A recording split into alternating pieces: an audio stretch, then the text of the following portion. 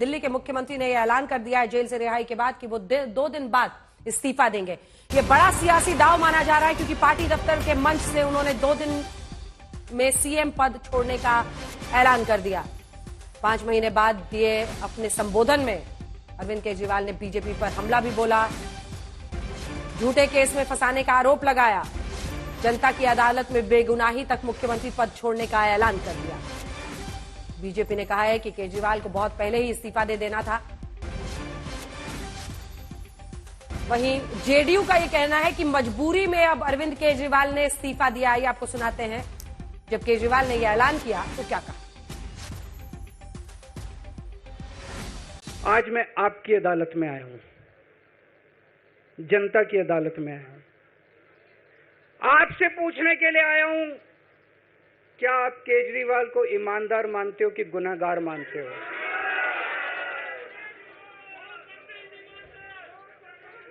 मैं दिल्ली की जनता से पूछना चाहता हूं, मैं देश की जनता से पूछना चाहता हूं कि क्या केजरीवाल ईमानदार है कि गुनहगार है?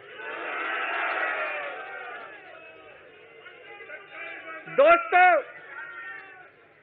2 दिन के बाद, आज से 2 दिन के बाद मैं सीएम की कुर्सी से इस्तीफा देने जा रहा हूं।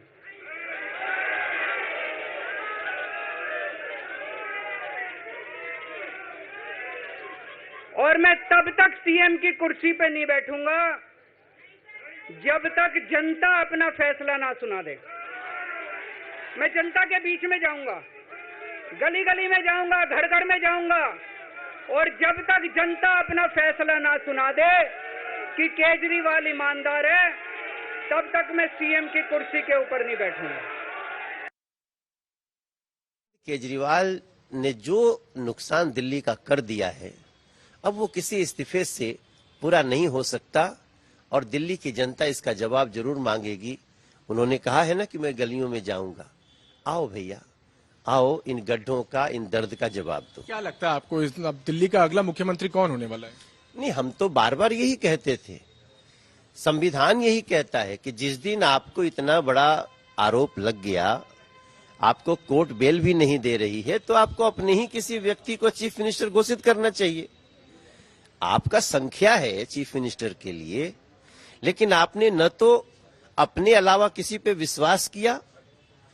जब सुप्रीम कोर्ट ने आपको हटा दिया तब आप ढूंढ रहे होंगे 2 दिन में, अभी भी लगता है वो पता नहीं कौन सा टेस्ट करेंगे अपने विधायकों का। ये सब कुछ बहुत हास्यास्पद है, लेकिन जल्दी से दिल्ली के दर्द भरे, गड्ढे भरे, अब इसकी अपेक्षा है। घर जिसमें वो रह रहे हैं, वो जो फ्लैगस्टाफ रोड है, आप चाहेंगे कि वो खाली करें? निश्चित रूप से देखो, चीफ मिनिस्टर नहीं रहने के बाद जो संविधान की बात है वो पूरी होगी ही। जब चीफ मिनिस्टर नहीं रहेंगे तो उस घर का जो संवैधानिक होगा वो होगा। देखो, आम आदमी पार्टी के लोग जब हम कुछ बोलते हैं, भाजपा कुछ बोलती है तो नाराज हो जाते हैं। आज आम आदमी पार्टी का हर कार्यकर्ता बैठ के विचार करे कि उसके नेता ने इस दिल्ली को क्या से कितना गर्त में ले गया है और इसका जवाब कौन दे। एक आखिरी प्रश्न मैं लूंगा। उन्होंने भगत सिंह की बात कही, कहा कि मैंने भगत सिंह की डायरी पढ़ी और खत पढ़े, और उसके बाद उन्होंने कहा कि उसके बाद से मेरे को जो है जेल में डाला गया। ये भी वो ये बात कह रहे हैं कि मैं जनता के बीच में जाऊंगा और जब तक जनता मुझे दोबारा नहीं चुनती तब तक मैं मुख्यमंत्री नहीं बनूंगा। भगत सिंह की बात करते हैं, फिर कहते हैं कि मैं इस्तीफा दूंगा 2 दिन के बाद, और जब जनता कहेगी तब मैं मुख्यमंत्री के पद पर दोबारा आऊंगा। शहीद आजम भगत सिंह का ये बार बार अपमान करते हैं। शहीद आजम भगत सिंह से एक शराब के भ्रष्टाचारी की, शराब के घोटाला करने वाले की तुलना आप बताओ, कोई भी ये ठीक है? जो इस देश के हर व्यक्ति के दिल में है, शहीद आजम भगत सिंह जी, उससे केजरीवाल जी तुलना करके सिर्फ और सिर्फ भगत सिंह जी का अपमान करते हैं। तो जो दिल्ली से सांसद है बीजेपी के मनोज तिवारी, उन्होंने ये बात साफ कही कि अब अरविंद केजरीवाल ने इस्तीफा जरूर दे दिया, लेकिन जब अब दिल्ली की जनता के बीच में वो जाएंगे तो दिल्ली की जनता उनको जवाब जरूर देगी। दिल्ली से कैमरामैन सचिन चंदू के साथ मैं पीयूष मिश्रा, आज तक के लिए। मनोज तिवारी, भारतीय जनता पार्टी के सांसद को आप सुन रहे थे और मनोज तिवारी का ये कहना है कि इनको इस्तीफा पहले देना चाहिए था। मनोज तिवारी ने यह भी कहा कि दिल्ली का बहुत ज्यादा नुकसान अरविंद केजरीवाल मुख्यमंत्री ने कर दिया है। आइए आपको लिए चलते हैं, हमारे साथ हमारे तमाम सहयोगी हैं। जेल का जवाब वोट से, पंकज जैन, यही कैंपेन चलाया था जब लगभग 21 दिन के लिए बेल पर आए थे लोकसभा चुनाव के पहले प्रचार करने को। बिल्कुल। जेल का जवाब वोट से, और ये कहा था मुख्यमंत्री के तौर पर अरविंद केजरीवाल ने कि अगर आपने मुझे वोट दिया तो मुझे जेल वापस नहीं जाना पड़ेगा। लेकिन 7 सीट बीजेपी जीत गई थी। अब सीएम के पद पर रहते हुए लोगों के बीच इमोशनल कार्ड चल नहीं रहा था, क्या ये एहसास भी इसके पीछे वजह है? इस बीच अलका लांबा कांग्रेस पार्टी की तरफ से प्रतिक्रिया दे रही है, सुनिए। पब्लिक डोमेन में है, ठीक है जो वो कह रहे हैं,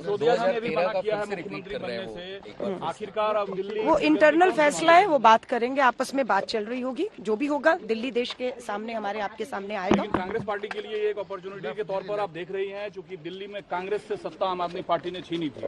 नहीं, मैं कुछ भी नहीं देख रही हूँ, अभी जो चीजें हमारे सामने हैं हम सिर्फ उसे देख रहे हैं, जो होगा भविष्य में भी सामने आएगा। मैम जो पॉलिसी लेकर मुद्दा लेकर के आई थी, जिसके तहत गिरफ्तारी हुई, मैं फिर कह रही हूँ, जो कुछ भी हो रहा है वहाँ हो रहा है, और जो हो रहा है वो आपके सामने है, आप भी देख रहे हैं, हम भी देख रहे हैं, दिल्ली भी देख रही है, जो भी होगा। वेलकम करती हैं? मैं कुछ भी नहीं कर रही, मैं रिएक्ट ही नहीं कर रही उसमें, क्योंकि अभी आज हमारा महिला कांग्रेस का स्थापना दिवस है, पूरे देश की महिलाएं 40वां साल पूरे होने पर आज जश्न मना रही है। कोर्ट ने उनको जमानत दी, कोर्ट से इंसाफ मिला, लेकिन अब जनता से इंसाफ मिलेगा तभी वो मुख्यमंत्री बनेंगे।